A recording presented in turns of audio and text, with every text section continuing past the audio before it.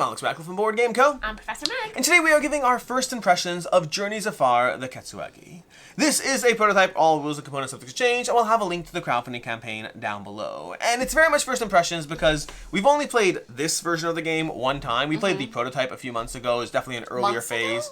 Was how long ago? I think like last year. Was it last year? I think, a while but I could ago. Be so wrong. It was a while ago. We played the prototype a while ago. It's gone through lots of changes since then, so like 1.5 plays is what I'd say, and especially given the variability of the experience you can have, I only feel comfortable calling this first impressions. But if you would like to see that playthrough, it either is already or will be on the channel, so be sure to stay tuned, keep your eyes peeled, or look back to the past. Yes. Definitely one of those two things. It's going to be with the designer of the game, Travis Chance. Yeah. And I'm bringing that up because, Alex, you said that we played a different version of this, and I just want to say that the first version I played of this, Travis actually hand drew his maps and things like that. So, I don't know. It's very, very cool to see the creativity become reality. Hey guys, sorry, just a moment.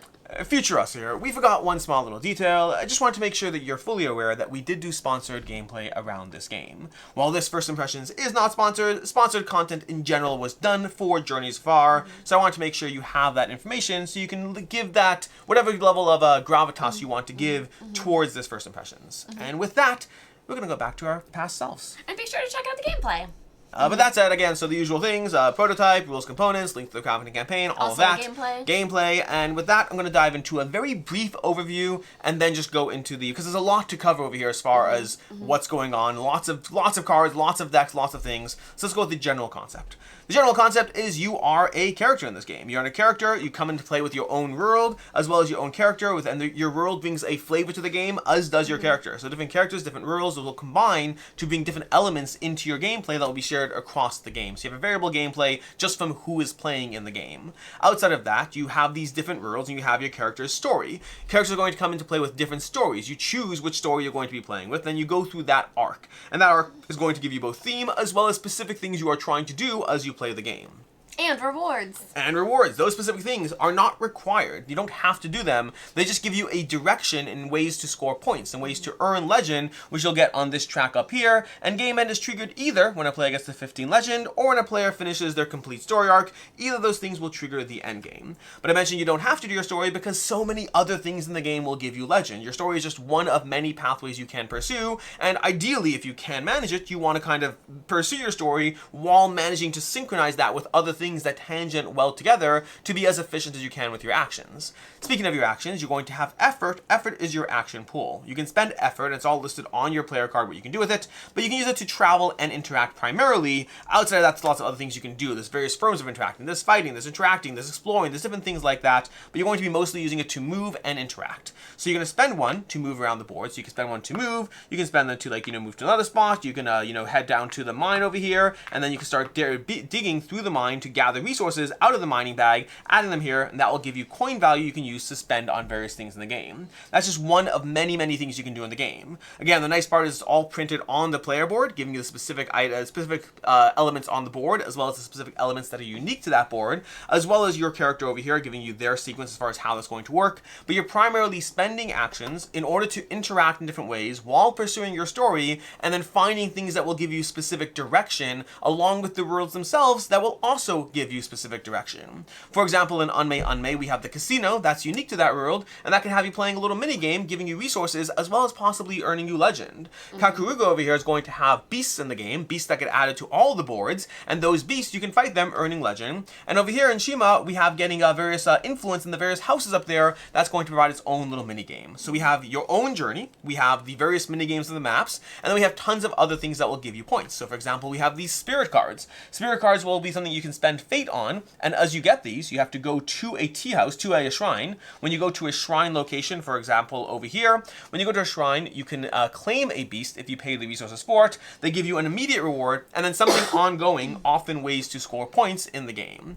There's a lot of other decks to manage. There's going to be the travelers over here. These are travelers that are hopping from world to world, and you can interact with them to raise your stats in the game, as well as gaining fate. We have our market deck. Again, you could go to a market location in order to buy cards. Those will give you give you a whole bunch of abilities, sometimes ways to score points, often more ways to mitigate and give you different abilities and different things. And then outside of that, there's going to be the specific elements in each game.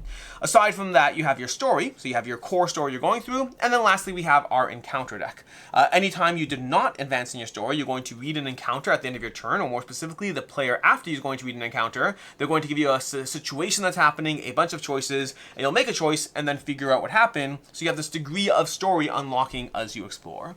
That's kind of a high level overview of what's happening here. You are exploring. You're trying to ultimately earn points. You are possibly trying to complete your story, but you do not necessarily have to. You're just trying to be the person with the most points, the most legend at the end of the game as you use your effort, upgrade yourself, and find the best ways of min-maxing everything in order to get those points in Journeys Afar, the Ketsueki. With that, we're going to dive into our first impressions of what we like, don't like, and of course our final thoughts, starting off with what we like. Meg, what do you like about Journeys Afar? Oh, goodness. So I would say, first off, I do find that this game is very unique with how it provides the sandbox style. So I think that one of the strongest pieces of it is that when you are picking a character that you're playing with, you're not just picking your character, but you're picking the world that you're also contributing to the game. So I do just really like that aspect, that not only... Because in a lot of games you do pick your character and that matters for you, but in this you're actually creating the board that everyone's playing on, because you are traveling world to world and you're doing things in other people's worlds. So I do really like that aspect of how unique they are, and that who you're choosing is creating the world for everybody. Yeah, I completely agree. To me, the game is all about the puzzle. It's all about the way you're trying to min-max, to maximize how much legend you can get out of your core actions. Because there's so many ways to pursue points, and it's all about combining them as efficiently as possible. Mm-hmm. And so you have your journey that you are going through, and that will slowly unlock more and more legend as you go through it, giving you different rewards as you go. But then you're going to have those spirit cards as well, and the worlds themselves, and all that combines to figure out, okay, well, I'm trying to go here, but I'm also trying to go there, and if I go here, then there, I can get there in 2 turns, but then you might get to that thing before me. You may actually end up fighting the beasts, and they may end up moving in different ways, and so you have all this trying to optimize around it. The optimization is easily my favorite puzzle, because you have like these places you're trying to go, different ways to get there, and your job to figure out the most efficient way to get there. Mm-hmm. And something else I just want to note that you'll see both this and in the gameplay is the way it's currently set up is for you guys. This is for filming, so that's why it's spread out like this. But normally when you're playing together, you would have these worlds more like converging together, which I think really does create the experience. So I just want you guys to know, like, what you see isn't exactly the intended configuration of how it'll feel when you're playing it. Yeah, I like the fact that, and this goes to your flavor of the worlds aspect, something I didn't necessarily make clear, but the various cards in the game, these market cards, these spirit cards, those are also coming to you from the worlds themselves. And that allows for a degree of synergy where you pull out a spirit or you have a new market card comes out and it interacts with something unique about the game that you're playing with. But again, that means you're playing with different spirits, different market cards, different combinations of things based on the flavor you've effectively chosen for your game. And that really allows for a strong feeling of synergy between the elements, albeit at the cost of a little bit of, setup and tear down to separate the elements out and then the game. So small little irritation there, but it allows for a lot of synergistic feeling as you play through the game. Something that I want to note as well that really intrigues me, but we didn't really get to see enough of this aspect, but there are certain things that when you finish will permanently affect the game. So there are certain things that are pulled and added and cards. So again, I just want to like lightly touch on that because I know the concept, but I didn't really see it in action. But I think something like that is also very cool when you're world building, because I know that sometimes when I find characters with certain abilities I like or worlds that I like, I'll tend to lean toward them. So knowing that you're actually contributing more things based on things happening, I like that concept, but I don't know enough about it. Yeah. There's a lot of powering up in the game. I'm a huge fan of powering up. Different things that will do it in different ways, but the marker card is easily going to be the biggest. Again, different flavor from different worlds, but you're going to be getting stronger as you play through the game through anything from upgrading your stats. So you have stats you're testing for a variety of things. Those are going to be upgrading, also giving you legend as you get to the very end over here. You're going to have the marker cards that give you a ton of abilities, and I love feeling stronger and cooler and more powerful as I play.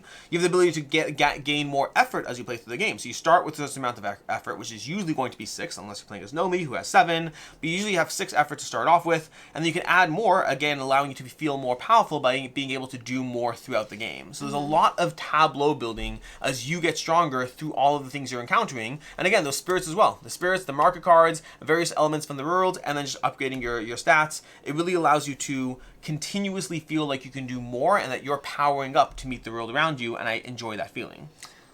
Something else that I enjoyed was the quests, because we didn't really touch on those too much, but when you visit, I believe it's the tea house, you get to draw 2 quests and then keep one, and those not only, again, give you some direction because you're trying to do a specific thing, but they also tend to give you legend points, and, you know, if not, like, something.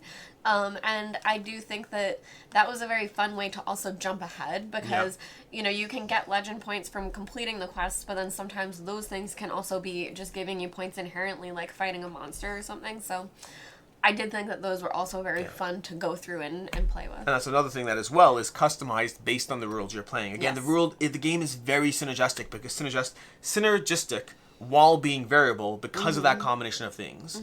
I'll also say that, as well as the quests themselves, the stories and the encounters I really enjoyed. I thought that the game was a nice degree, like going through these encounter cards, I love these encounter cards. They have a lot going on as far as different quirky things that will happen, a lot of cute little animals constantly showing up in different ways. Sometimes you can eat them, which is not so cool, but more often than not, you can make them your pets, your friends, your allies, gain advice from them. The world is very, very quirky and enjoyable. It's cute and charming in the artwork presented, but then cute and quirky in the stories and the choices you have along the way. Again, if you watch the gameplay, you'll see how much fun we had. Forget like the optimizing to win the game part, which is a big thing that I enjoy, but it just was fun to have like, oh my gosh, a monkey's climbing down from a balloon and I have to like figure out what to do with this like story. Like, I really enjoyed this, and I generally am not somebody who's as pulled in by the thematic story going on, but I thought this was a good combination of a slight degree of progression from your character, but also a progression from, you know, the random encounter cards that just allow you to interact with the world around you.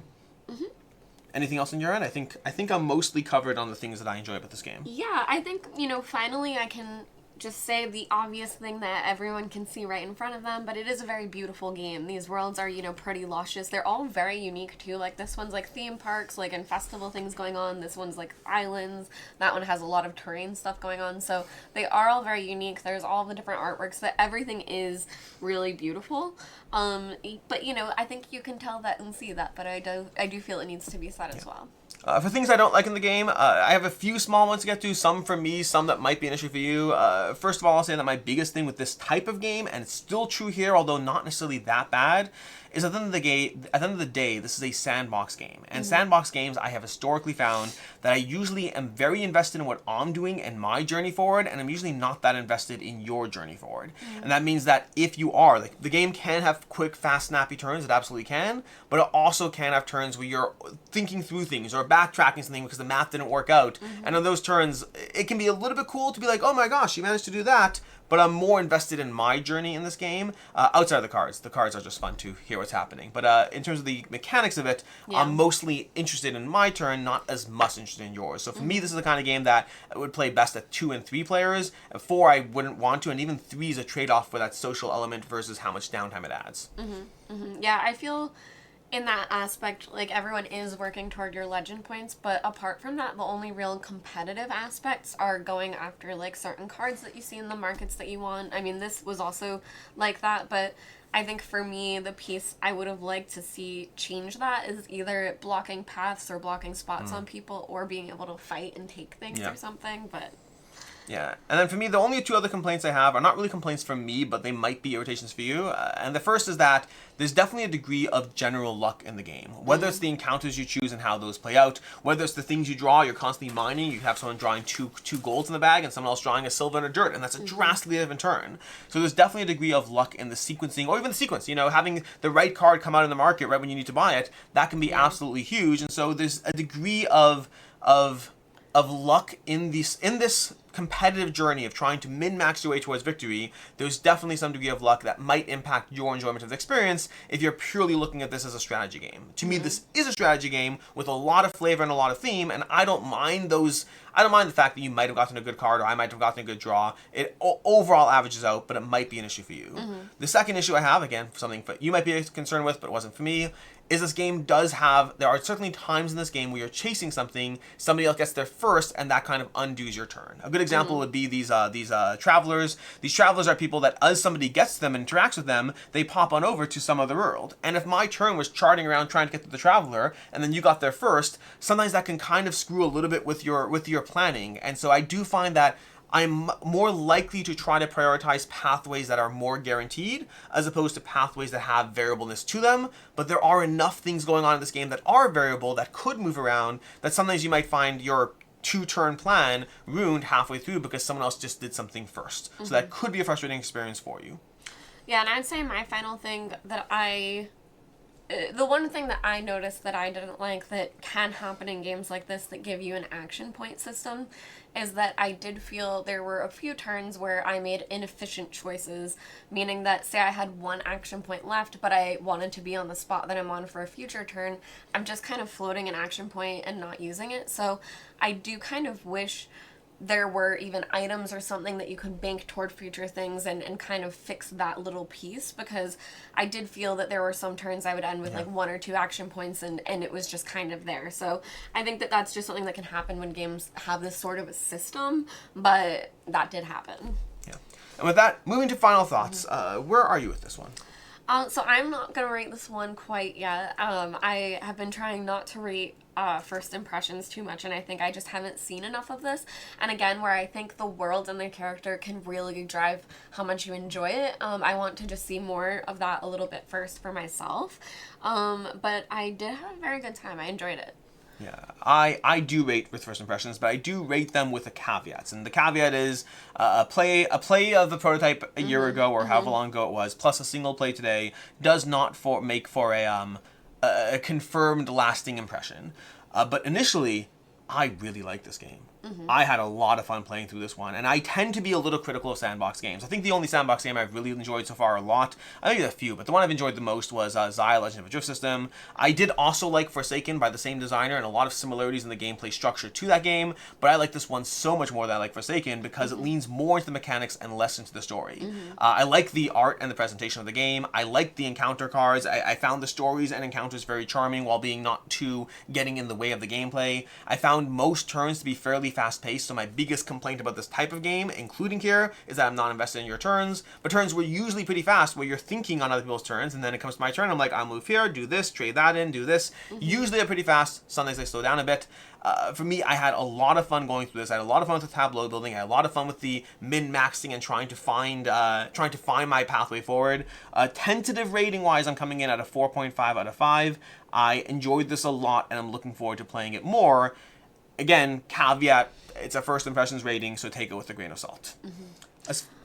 I just thought of this as you were talking about things. This was just like a little point, but I do also want to say that I think that this game has a lot of like strategy to it, but it was very accessible, that everything here on the board is straightforward for you, that you really don't have questions of like what location you need, where they are. The iconography and how this is built out is so clear, but it looks smooth within the board, and between that and your player board of what you can do, it's very, I want to say like it's high strategy where you're making a lot of choices, but it's very straightforward as far as what information you're looking at. When you first dive into this game, at first it can seem a little bit much, and then as soon as you take your first turn, it just comes together incredibly quickly because of how accessible it is.